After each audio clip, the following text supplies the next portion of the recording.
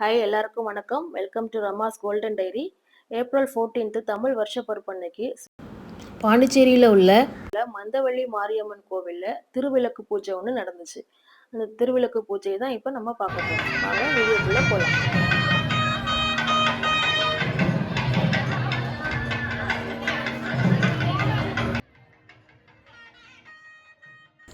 பூஜையை ஸ்டார்ட் பண்ணுறதுக்கு முன்னாடி எல்லா லேடிஸும் ஒவ்வொரு இலையில் அவங்கவுங்க வீட்டிலேருந்து கொண்டு வந்த விளக்கு, அரிசி வச்சு அது மேலே விளக்கு மஞ்சள் குங்குமம் வச்சு, அதுக்கப்புறம் வாத்தில் பக்கம் வாழைப்பழம், தேங்காய், ஊதுபத்தி எல்லாம் வச்சு ரெடியாக உட்காந்துருந்தாங்க.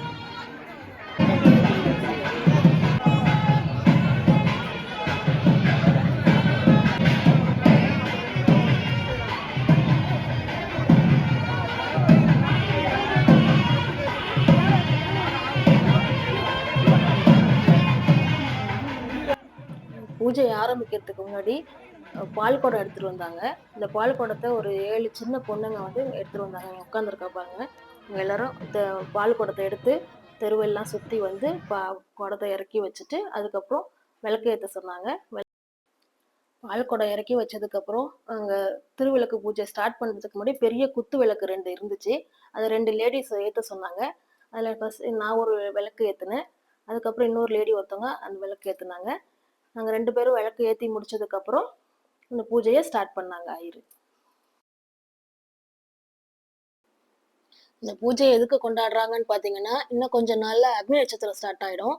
ஸோ அதில் வந்து ரொம்ப உஷ்ணம் அதிகமாகிடும்.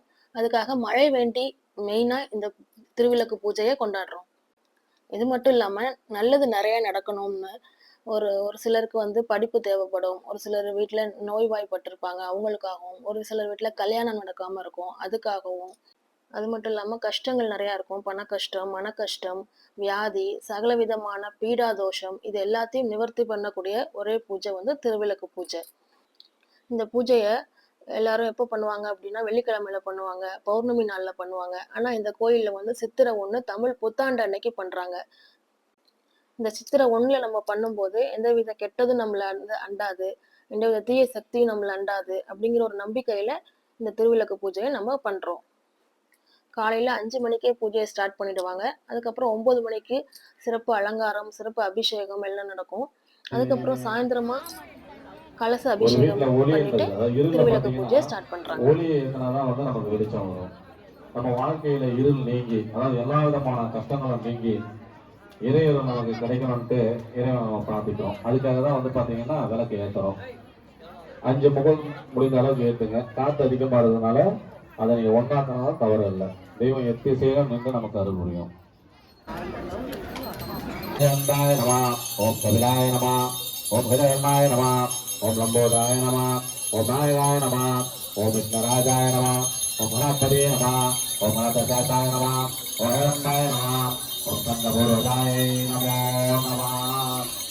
ஐந்து கரத்தன்னை ஆனை முகத்தன்னை இந்தின் இளம் திரை தோளும் ஜெய்தன்னை நந்தி மகந்தனை ஞான நாயகி அம்மையை போற்றி, மின்னொளி அம்மையாம் விளக்கே போற்றி, முக்கச்சுடரின் முதல்வி போற்றி, ஒலிக்குள் ஒலி இல்லக விளக்காம் நிறைவு போற்றி போற்றி, தில்லை பொது நட விளக்கே போற்றி, கற்பனை கறந்த ஜோதி போற்றி, கருணையே உருவாம் விளக்கே போற்றி, அற்புத கோல விளக்கே போற்றி, அருமலை சிரத்து விளக்கே போற்றி, சிற்பர வியோம விளக்கே போற்றி, பொற்குடம் நலஞ்சை விளக்கே போற்றி, உள்ள துளியே போற்றி, பெருகருள் சுரக்கும் விலம போற்றி, இருசேர் வினை எரிவாய் போற்றி, அருவே உருவே அருவி செந்தாமரைத்தால் தந்தால் போற்றி, தீபமங்கல ஜோதி போற்றி, மதிப்பவர் மணமணி விளக்கே போற்றி, பாகம் பிரியா பராமரை போற்றி, ஆகம முடிமேல் அமர்ந்தாய் போற்றி.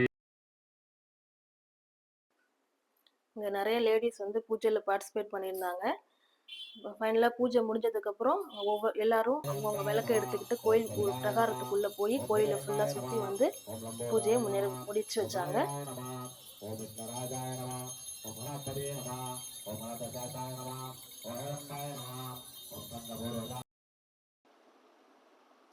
பூஜை நடந்துட்டு இருக்கும்போது தேங்காய் உடைச்சாங்க. எல்லாருடைய தேங்காவை எடுத்து ஒருத்தவங்க வந்து தேங்காய் உடைச்சிட்டு அதுக்கப்புறம் காணிக்கை வந்து கேட்டுட்டு இருந்தாங்க. ஒரு குடத்துல காணிக்கையை அவங்கவுங்க ஒருத்தவங்களால முடிச்ச காணிக்கையை அந்த குடத்துல போட சொல்லி கேட்டாங்க. இந்த பூஜையை பார்க்காதவங்கலாம் இதை பார்த்து ஒரு திருப்தி இருக்குன்னு நினைக்கிறேன். இந்த வீடியோ பிடிச்சிருந்துச்சுன்னா லைக் பண்ணுங்கள், ஷேர் பண்ணுங்கள். ரமாஸ் கோல்டன் டெரியை சப்ஸ்கிரைப் பண்ணுங்கள். தேங்க்ஸ் ஃபார் வாட்சிங்.